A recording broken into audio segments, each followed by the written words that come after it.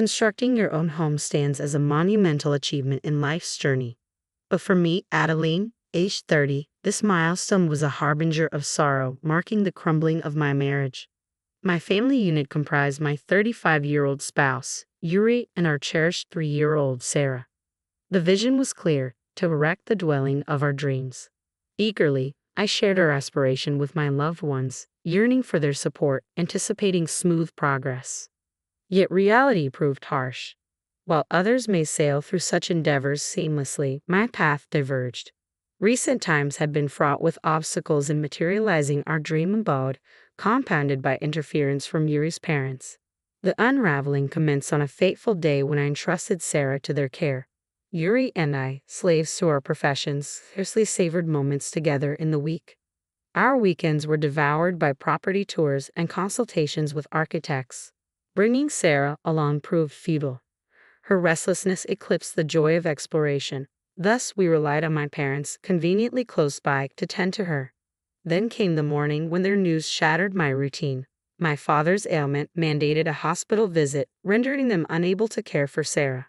There seemed no alternative. Our plans for the day hung precariously on the edge of cancellation. Yet, in a surprising turn, my husband proposed, why not ask my parents to look after her? His suggestion stirred an unexpected turmoil within me, the prospect of discord looming. Truth be told, my relationship with my in-laws was strained. They possessed a notion that familial ties equated to unchecked liberties. Since when was such behavior permissible? Moreover, burdening them with the sudden responsibility of caring for a toddler felt intrusive. However, postponing our plans risked stalling progress on our dream home. After much internal debate, I relented, leaving my daughter in their care. Once my errands were done, I sought to ease any potential tensions, purchasing lavish treats and tokens of appreciation before returning to their doorstep. Perhaps swayed by my gestures, my in-laws welcomed us warmly, expressing gratitude for the gifts as we bid our farewells. Yet on the journey home, I overheard my daughter's innocent chatter. I'm going to get a new house, she declared, her voice brimming with excitement, before inquiring, where will Grandma and Grandpa's rooms be in the new house? Oh, Sarah, what are you saying? Did Grandma and Grandpa ask you about their rooms? What did you tell them? I probed gently, noticing her reluctance to speak further, her gaze fixated on the stuffed penguin cradled in her arms. Oh no, she murmured, a hint of uncertainty clouding her features. Sighing softly, I attempted to clarify the misunderstanding. Sweetheart, Grandma and Grandpa aren't moving in with us. Perhaps they were just curious if we have a guest room for them when they visit, I reassured her, hoping to dispel any confusion. From that day onward, my in-laws' visits became more frequent, encroaching even on weeknights and holidays. Currently residing in a modest apartment to save for our future home, their presence always seemed to revolve around our plans and aspirations. Whenever they arrived, my husband eagerly presented them with the blueprints and documents detailing our dream house, his enthusiasm unwavering despite my reservations. Why do you always have to show them? His question, tinged with disappointment, left me feeling guilty. But it was my mother-in-law who truly put me on edge. Her inquiries felt akin to an interrogation, each query delivered with the weight of judgment. This design for the kitchen seems impractical. You should reconsider. And we need more tatami rooms. They're essential for comfort as we age. Also, one child's room won't suffice if you plan to expand your family. Have you thought about the declining birth rate? Her words pierced through me like accusations in a courtroom. Wow, definitely not the declining birth rate part, I interjected, unable to suppress my frustration. She couldn't care less about that. She was waiting for my response, Adeline. Well, given our prior discussions and the arrangements made with our contractor, the layout is already finalized based on our family's needs, I retorted, my tone laced with annoyance. But what about the furniture? Appliances? She pressed further, her role as a self-proclaimed interior designer evident in her relentless scrutiny. Drawing on my experiences and observations, I defended our choices. I've seen plenty of homes and rooms through my extensive network and discerning eye. This house, this room, doesn't meet your standards, but it's what works for us. Things aren't perfect, but we're doing our best, I countered, frustration simmering beneath the surface. Attempting to diffuse the tension with a hint of sarcasm, I suggested, maybe we should split the costs and make it a two-family house, since you seem to have so much input. Her reaction was explosive. Give money to our son and daughter-in-law. You're a gold digger. A two-family house. Ridiculous. With emotions running high, my in-laws left abruptly, their departure marked by bitter words exchanged in the heat of the moment. Go home. You're not my parents, you're my in-laws. I don't owe you anything. Stop acting like my bosses. I finally snapped, the weight of their intrusion too much to bear. Later that evening, after tucking our daughter into bed, my husband approached me with a weary tone. My parents are just trying to help. Try not to shut them out, he urged, a hint of exasperation in his voice. I'm not trying to shut them out, but they meddle in every aspect of our home. They always push us into corners. They treat us like puppets and mock our decisions, I rebutted, frustration seeping into my words. It's natural. They're parents. Just think about how you'd feel if it were our daughter, he reasoned, his tone softening. You know I'm not always the most compassionate person, but they need to understand boundaries, I retorted, feeling the weight of his dismissal. With his back turned to me, he fell silent, unwilling to engage further. While they may be your parents, they're not part of our household. They don't contribute financially, so they don't get to dictate, I asserted, my anger mounting at his unreasonable stance, making sleep elusive that night. Finally, after what felt like an eternity, our home was complete. Excitement filled the air as we settled into our new abode. Yet my husband's revelation shattered the tranquility. My parents are moving in today. They'll take the larger room on the second floor, and we'll take the smaller one, he declared casually. What? Hold on. We agreed one of those rooms would be Sarah's.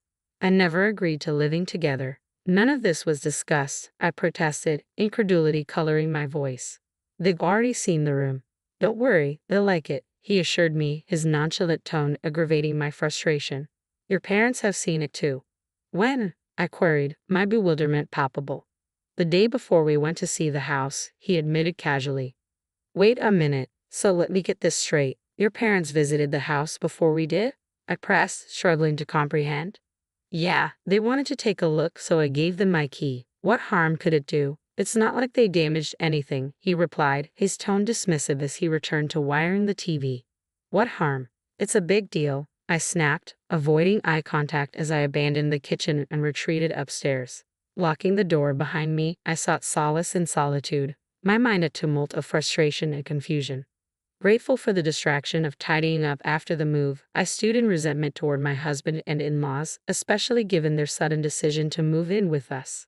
I can't stand being around them for another minute, but we've just made a huge investment in this house. I need to keep calm, think about what I say, and consider my daughters and my future, I resolved, sequestering myself in contemplation as I awaited their arrival. True to my husband's word, they appeared early in the afternoon, unloading their belongings from a truck. They could at least greet us. They have no sense of decency. And look at this mess. You haven't even cleaned up yet.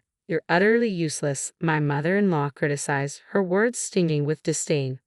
After much grumbling, my in-laws barged into our freshly constructed home, acting as if they were entitled to do so. Eavesdropping on the commotion from upstairs, I emerged from my room and made my way to the front door. I wasn't aware that we'd be sharing our home with you as well, I stated resignedly, my tone unexpectedly icy. My father-in-law, clearly irked by my tone, wasted no time in shifting the blame onto me. I mentioned to Yuri that it shouldn't be an issue, didn't I? But it is an issue. I only found out this morning from Yuri that he invited you both to live with us, and I have no desire to reside with such disrespectful individuals, I asserted firmly. Whatever Yuri decides is fine. Are you implying you can defy your husband? He retorted. Yes, I am. Are you suggesting I'm an impertinent wife? If you don't like it, why don't you just leave? I knew this was futile. The clash in perspectives has been apparent for some time now, rendering communication impossible with these individuals. I mused silently, contemplating my next move. Before I could form a response, my husband burst in, his expression fraught with panic. Adeline, what are you doing? Don't argue with my parents. Argue? There's no parity here. I've been subjected to unilateral mistreatment simply because I'm your wife, and now you're blaming me again. Like father, like son, it seems, Yuri, I retorted sharply. I can't live with your parents, I stated firmly. Don't embarrass me. You're my wife. You're supposed to obey me, he insisted.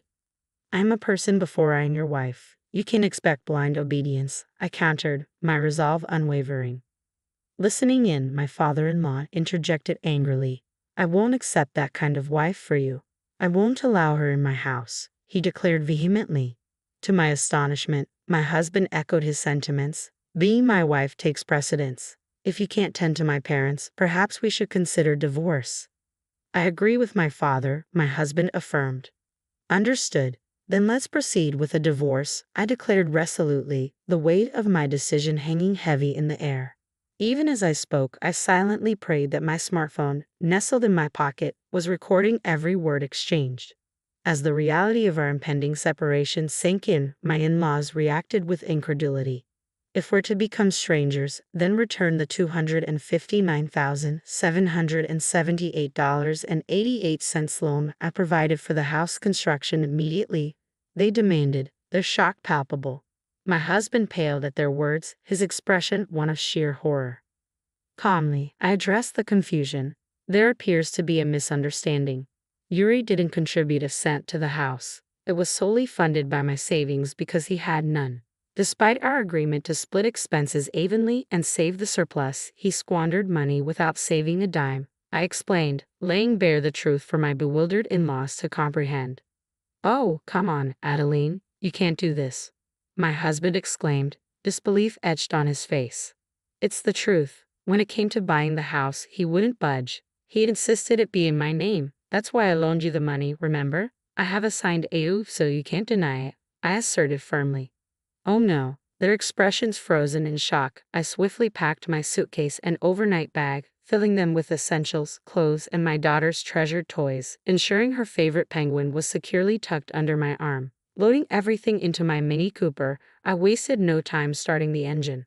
With a heavy heart, I bid farewell to the house I had only just begun to call home. Hastily collecting my daughter from daycare, I sped toward my parents' house. Their surprise at my sudden appearance, clad in sweatpants and laden with luggage, was evident. If this is inconvenient or too sudden, I can stay at a hotel, I offered tentatively, but they quickly intervened, urging me to stay. I sensed their determination to shield me from harm. Sharing my plight with them, I explained my decision to leave my husband, who had nothing but scorn for me, and expressed my desire to provide a stable environment for my daughter. They pledged their full support and generously offered me a place to stay, despite my employment. It was a lifeline I gratefully accepted, knowing I had allies in my corner. That evening, I meticulously documented every detail of my tumultuous interactions with my husband and in-laws. Saving audio recordings from my phone onto my computer and external drives, I diligently compiled evidence. Utilizing my paid time and weekends, I visited numerous lawyers, determined to find one I could trust. Eventually, I found a legal representative whom I felt confident in and submitted a formal request. My days were consumed by these tasks, and before I knew it, a week had flown by. Since the day I fled our once beautiful home, I'd been avoiding my husband, but one evening, as I left the office, he was waiting for me, though I wished to label him as my ex-husband. Until the divorce proceedings concluded, he remained my spouse in legal terms.